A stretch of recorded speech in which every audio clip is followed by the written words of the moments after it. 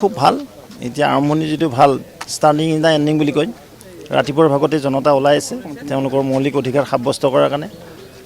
আমাৰ ভাৰতবৰ্ষৰ যেটো গণতন্ত্ৰৰ মন্দিৰ এই গণতান্ত্ৰিক প্ৰক্ৰিয়াত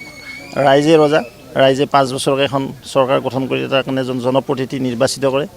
আৰু নিশ্চিতভাৱে মোদী ডাঙৰীয়া তৃতীয়বাৰৰ কাৰণে যেটো প্ৰধানমন্ত্ৰী পদত অধিষ্ঠিত হ'ব আমাৰ দৰং ওদালগুৰিৰ প্ৰাৰ্থী দিলীপ শইকীয়া ডাঙৰীয়া বিপুল ভোটত আৰু ইয়াত কোনো আণ্ডাৰ কাউণ্ট অভাৰ কাৰেণ্ট একো নাই এটাই কাৰণ আছে মোদীজী কাৰণ আছে এটাই কাৰণ আছে ইয়াত দিলীপ শইকীয়াৰ কাৰণ আছে মানে 5টা গোল দিব পাঁচখন একদম প্ৰতিটো বলতে গোল হ'ব কালি লুৰিণজ্যোতি গগৈ আহিছিলে মানুহক বঞ্চিত ভাল কথা মই নকওঁ একো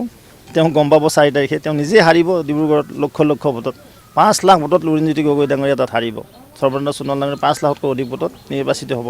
ময়ো ডিব্ৰুগড় সংসদীয় সমষ্টিত আটাইকেইটা বিধানসভা সমষ্টিত মই গৈছিলোঁ তাত যেটো জনতাৰ উমান জনতা যিদৰে ওলাইছে সৰ্বানন্দ সোণোৱালৰ সপক্ষে মোদীজীৰ সপক্ষে আৰু হিমন্ত বিশ্ব শৰ্মা ডাঙৰীয়াৰ নেতৃত্বৰ বাবে আচ্ছা 5টা হৈ গ'ল আৰু 5টা আজি হৈ আছে হয় 10টাৰ ভিতৰত কেইটা আমি 10টাৰ 10টাই পাম পাক্কা 100% কৈছোঁ আজি লিখি থক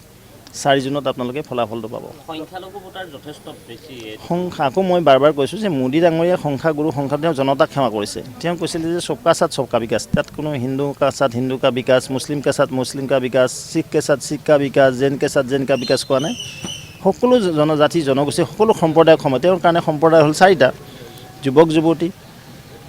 মাতৃ সমাজ অন্নদাতা আৰু লগতে গৰীব কল্যাণ এই 4টা স্তম্ভক বা 4টা সম্প্ৰদায়ক লৈ মোদী ডাঙৰীয়া যোৱা 10 বছৰে ইনক্লুচিভ ডেভেলপমেণ্ট কৰিছে আৰু সেইকাৰণে আজি জনতা ওলাই আহিছে